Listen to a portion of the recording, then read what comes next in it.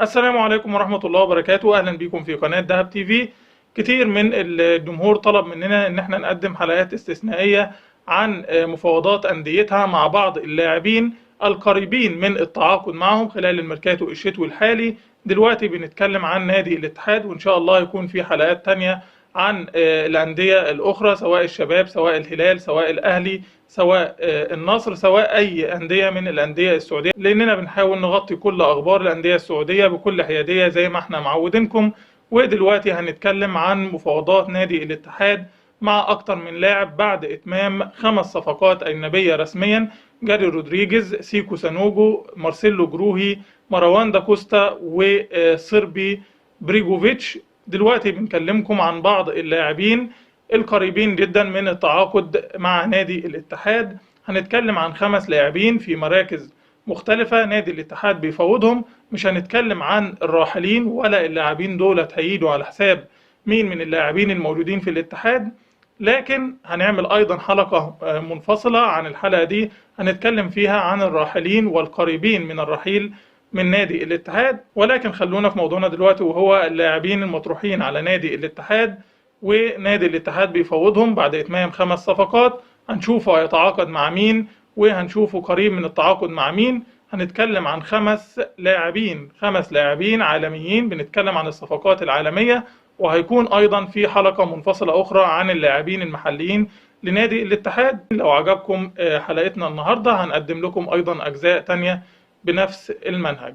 دلوقتي هنتكلم عن أول لاعب قريب من التعاقد مع نادي الاتحاد ونادي الاتحاد بيفاوضه ومصر على التعاقد معاه خلال الميركاتو الشتوي الحالي، وهو المدافع الكرواتي ديماغوي فيدا.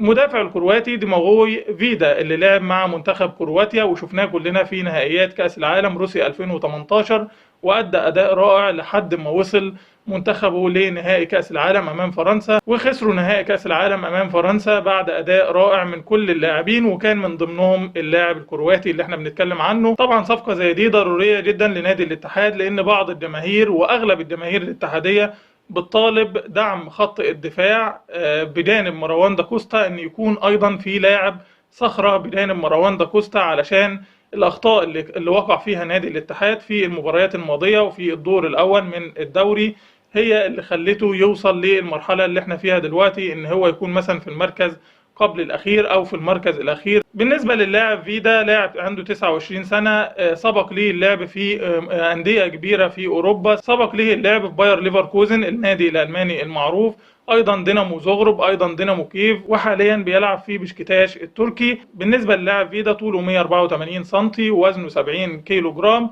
كمان في نقطة ممكن نتكلم عنها، انه مش بيجيد اللعب فقط في قلب الدفاع، لكنه ايضا يجيد اللعب كظهير ايمن، وده هيفيد ايضا نادي الاتحاد لما يكون في لاعب له اكتر من ميزة، ممكن يلعب بيه كظهير ايمن، ممكن يلعب بيه كقلب دفاع، لكنه اكثر بيريد اللعب كقلب دفاع. نادي الاتحاد مقدم عرض ضخم جدا للاعب يقدر ب10 مليون يورو، ولكن هناك عرض اخر للاعب من نادي موناكو الفرنسي ب12 مليون يورو، والانباء بتقول ان نادي الاتحاد هيرفع من قيمة الصفقة علشان بيليتش مدرب الاتحاد مصر على التعاقد مع اللاعب، لانه شايف وعارف ان في خلل في الدفاع ولازم يكون بجانب مروان داكوستا لاعب صخرة. ده بالنسبة لأول لاعب بيفاوضه نادي الاتحاد، وهو اللاعب ديماغوي فيدا. تاني لاعب معانا النهارده هو المهاجم العراقي مهند علي. المهاجم صاحب ال 18 سنة، لاعب صغير جدا في السن، برز اسمه في كأس الأمم الآسيوية الحالية المقامة في الإمارات، وشفناه في مباراة العراق وفيتنام ومباراة العراق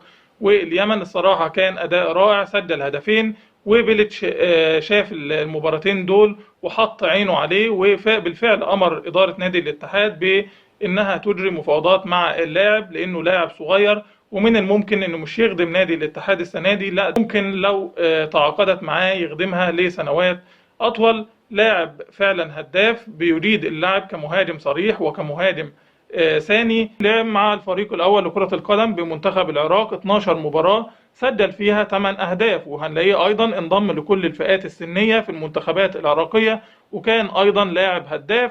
هنيجي أيضا في الأندية اللي لعب ليها. حاليا بيلعب لنادي الشرطة العراقي، شارك معاه في 2014 في 46 مباراة، سجل فيها 24 هدف، ودي طبعا أرقام خرافية بالنسبة للاعب الصغير في السن. أيضا في موسم 2016-2017 أعير لنادي الكهرباء العراقي وشارك في 30 مباراة، سجل فيها 12 هدف. بالنسبة لطوله 182 سنتي، وهو أصغر لاعب في بطولة آسيا المقامة حاليا. ده بالنسبة للاعب مهند علي، اللي فعلا لو تعاقد نادي الاتحاد معاه سواء كلاعب آسيوي أو كلاعب أجنبي مش هتفرق، لأنه بالفعل هيخدم نادي الاتحاد. لاعب صغير في السن، لاعب قناص على المرمى، بالفعل لاعب هداف، وده بالفعل اللي محتاجه نادي الاتحاد وكان بينقصه طوال المباريات الماضية. ثالث لاعب بيفاوضه نادي الاتحاد حاليا هو البرازيلي هيبر أراوجو دوس سانتوس. اللاعب البرازيلي صاحب ال 28 سنة، اللي كان سبق لبيليتش تدريبه في نادي كرواتي، حاليا بيلعب في نادي ريجيكا. لما شفنا له فيديوهات لقيناه فعلا لاعب هداف، لاعب قناص، ايضا ما يختلفش عليه اتنين زي بالظبط مهند علي، لكن الصراحة ارقامه اكبر بكتير من ارقام مهند علي. لو جينا نبص للارقام بتاعته مع الاندية اللي لعب فيها، في 2015 2016 لعب مع نادي الاشكرة الارميني، لعب معاه 34 مباراة، سجل فيها 20 هدف وصنع 6 أهداف أخرى. بعدها انتقل لنادي اسمه سلافين بلوبو الكرواتي في موسم 2016-2017، لعب وشارك مع النادي ده في 32 مباراة، سجل 10 أهداف وصنع 20 هدف في 32 مباراة فقط. لاحظوا عداد الأهداف بتاع اللاعب، وحصل على لقب أفضل صانع ألعاب في الموسم ده مع نادي سلافين بلوبو الكرواتي. بعدها انتقل إلى نادي ريجيكا الكرواتي اللي بيلعب له حاليا من سنة 2017 حتى الآن. في الموسم الأول مع فريق ريجيكا لعب وشارك في 33 لقاء، سجل فيها 17 هدف وصنع 6 أهداف. في الموسم الحالي لعب 19 لقاء، سجل 10 أهداف وصنع 5 أهداف. لاعب جيد جدا لنادي الاتحاد، لاعب أيضا بيحتاجه نادي الاتحاد كلاعب قناص على المرمى، وايضا سلافين بيليتش هو اللي طالبه بنفسه وامر اداره نادي الاتحاد بالتفاوض معاه. وايضا في نادي صيني هو نادي شنغهاي بيفاوض اللاعب، لكن عرض نادي الاتحاد هو الاكبر. بالنسبه للاعب هيبر اراوجو دوس سانتوس، بيريد اللعب في اكثر من مركز، كمهاجم صريح، كمهاجم تاني، كصانع العاب، وزي ما شفنا واخد افضل صانع العاب في سنة من السنوات اللي لعبها مع نادي سلافين بلوبو الكرواتي، واخد افضل صانع العاب.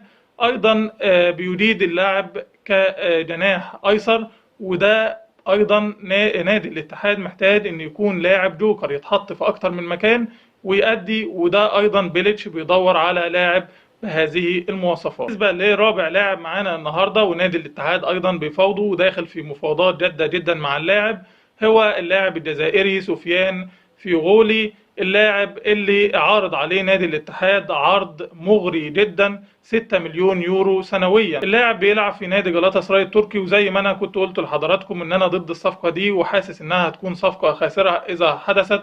اللاعب جيد جدا، لكن ارقامه في السنوات الاخيرة غير مرضية جدا، حتى فريقه التركي جلاتا سراي لا يمانع في رحيله وعايز يتخلص منه بأي شكل. اللاعب بالفعل في السنوات الماضية كان لاعب كبير جدا سفيان فيغولي، سواء مع المنتخب الجزائري ولعب أيضا في المنتخبات الفئات السنية مع المنتخب الفرنسي، أي سبق ليه اللعب لمنتخب فرنسا، لكن تحت 21 سنة وتحت 18 سنة حاجة زي كده.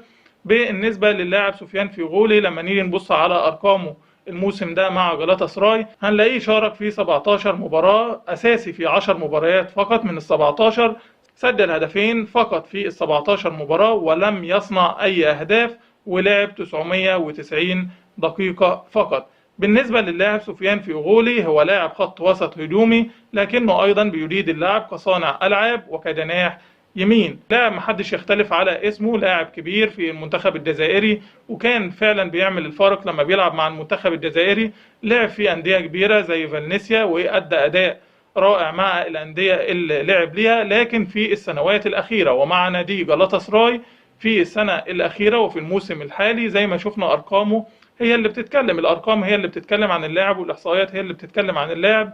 أرقامه صراحة غير مرضية، وناديه التركي عايز يتخلص منه ويبيعه لأي نادي، والصراحة ما يستاهلش الرقم اللي نادي الاتحاد عايز يدفعه منه. ده بالإضافة إلى إن أنا أيضا ضد التعامل مع نادي جلاتا سراي التركي حاليا في الفترة الحالية، خصوصا بعد التعنت الشديد من إدارة النادي في صفقة يونس بالهندة اللي كان قريب جدا من نادي الاتحاد، وفضلوا يساوموا وعايزين يعلوا الصفقة على نادي الاتحاد. وفي الآخر نادي الاتحاد قرر الانسحاب من الصفقة لما وجد إن النادي التركي وإن اللاعب المغربي يونس بالهندة يعني بيغالوا مغالاة شديدة في الأرقام وفي الراتب السنوي اللي اللاعب عايزه، وفي أيضا الصفقة وفي قيمة الصفقة. إذا صفقة سفيان فيغولي عليها علامات استفهام بالنسبة لي، أنا رافضها تماما. خامس لاعب معانا النهاردة وبنتكلم عنه هو صانع الألعاب الفرنسي ديمتري باييه، لاعب نادي مارسيليا الفرنسي. اللاعب أيضا اللي مقدم له نادي الاتحاد عرض مغري جدا وصفقة قوية جدا لو تمت، وبالفعل هيكون لاعب هيعمل الفارق مع نادي الاتحاد في المباريات القادمة لو تمت الصفقة بنجاح. اللاعب ديمتري باييه عنده 31 سنة، الصراحة صاحب إمكانيات رائعة في صناعة اللعب، كمان بيتميز بالكرات الثابتة، لاعب يريد الكرات الثابتة، بيجيب أهداف كتير من الكرات الثابتة مع الفرق كلها اللي شارك معاها. شارك مع مارسيليا في هذا الموسم في 20 مباراة، سجل 6 أهداف وصنع 6 أهداف، وأيضا صنع 85 فرصة محققة، وأيضا جيد في قطع الكرات وفي المواجهات العنيفة مع اللاعبين. بالنسبة لطوله 175 سنتي ووزنه 77 كيلو جرام. لعب في أندية كبيرة الصراحة، في نادي وست هام تحت قيادة بيليتش في 2017. بيليتش المدرب نادي الاتحاد الحالي درب ديمتري باييه، وكان من اللاعبين المدللين بالنسبة للمدرب بيليتش. وأيضا بيليتش طالبه بنفسه وطالب إدارة نادي الاتحاد بالتفاوض مع هذا اللاعب، علشان ممكن ومن المحتمل إن عرض نادي الاتحاد المغري جدا يقبله هذا اللاعب ويقبل إنه يأتي إلى نادي الاتحاد. لكن لو سألتوني أنا الصراحة شايف إن اللاعب هيكون صعب إنه يأتي إلى الدوري السعودي في الوقت الحالي، خصوصا إنه في أعلى مستوياته حاليا مع مارسيليا الفرنسي، ومن المحتمل إنه يروح لنادي أعلى كمان في المستوى من نادي مارسيليا الفرنسي. فبتهيألي إن هيكون صعب جدا على اللاعب الفرنسي ديمتري باييه إنه هو يأتي ويحضر إلى نادي الاتحاد في الوقت الحالي. ده كان حديثنا عن 5 لاعبين نادي الاتحاد بيفوضهم بعد إتمام 5 صفقات أجنبية. إن شاء الله لو عجبتكم الحلقة دي هنخصص حلقة تانية نتكلم فيها عن اللاعبين المحليين القريبين من نادي الاتحاد واللي بيفوضهم نادي الاتحاد خلال الميركاتو الشتوي الحالي. وهنخصص أيضا حلقات أخرى للحديث عن الأندية السعودية الأخرى، لأن زي ما احنا قلنا لكم بنتكلم عن كل الأندية بكل حيادية وغير منحازين لأي نادي ولا أي لاعب ولا أي حد. بالتوفيق لنادي الاتحاد في اختيار لاعبين جيدين خلال الميركاتو الشتوي. يا ريت يكون عجبكم الفيديو، وأتمنى تدعمونا باشتراك في القناة من الزر الأحمر تحت الفيديو، وتفعلوا زر الجرس عشان يوصلكم كل جديد من قناتنا، وتعملوا لايك وشير للفيديو. والسلام عليكم ورحمة الله وبركاته.